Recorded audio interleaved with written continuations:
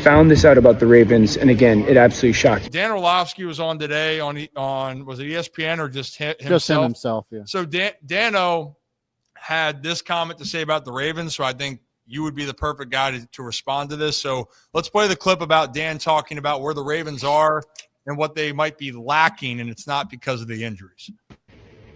All right, found out something about the Baltimore Ravens this morning that shocked me. So we're a month into the season. You're trying to figure out who these teams are, why they're playing well, why they're playing poorly, what they have to fix, how they can play better, what can maybe catch them in the end type of thing or bite them over the course of the season. And so you're watching every single snap and trying to formulate what's going on. I'm not a massive numbers person, but there are times when I see things on tape and then I'll send a note or a question to like a research person, a stats person, a hembo, so to speak, and say, hey, I'm seeing this. Do you see that?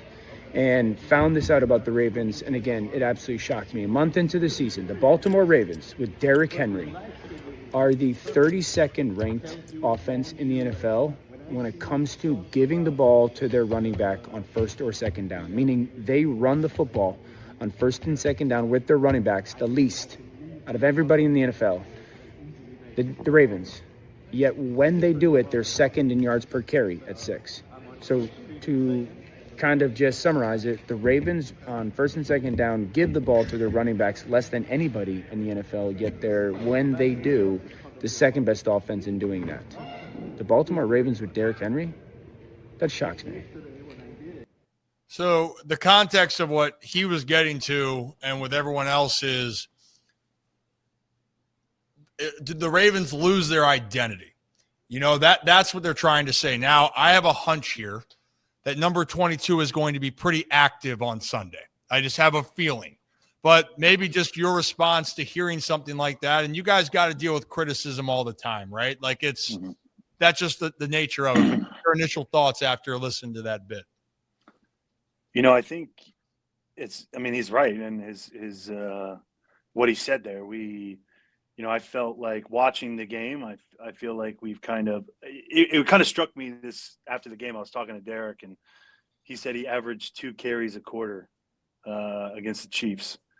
And, I don't pay attention exactly how many, during the game. So I was like, honestly, I was struck by it, like flabbergasted, like, holy shit, you only had 8 carries?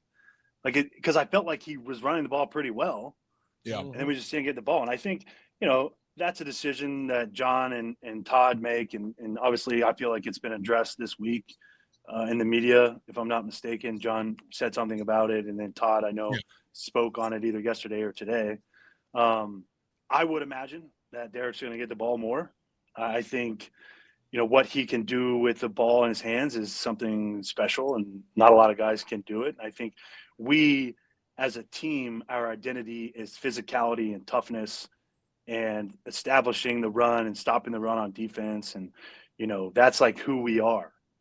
And so it is a little, it is shocking in a sense to see that we haven't done that, as well as, because I felt like in the first game, would we rush for 200 yards? Derek rushed for like 160 or something. In the first quarter. Yeah, and the second quarter ever was. Yeah. I felt like he had 100 yards at halftime or over 100 yards at halftime. And, I think as a team, we're going to get back to that. And I would imagine that that's kind of the trek we're on. Obviously, with Lamar not being in there, Derek will probably be called on more. But, I think that's just part of who we are, and we have to do a better job of that. And like I said, I play long snapper. I have zero control over that. I love watching 22 get the rock. I know he's had some fumbles this year, and he addressed that himself, and he's going to get that cleaned up. I know the kind of man he is and the kind of worker that he is, and he's going to get it fixed, and he knows it's not something that he's done in the past, and it's not acceptable by his standards, and he's going to take care of that. So I'm ready to watch 22 do what 22's done. He told me a stat the other day, and I had to look it up to verify because I almost didn't believe it. Do you know our record when he gets the ball 20 times or more a game? I'm gonna guess it's something you guys have. There might be a 0 at the end of it. Yeah, we are 9-0 when he gets the ball 20 plus times a game, and we are.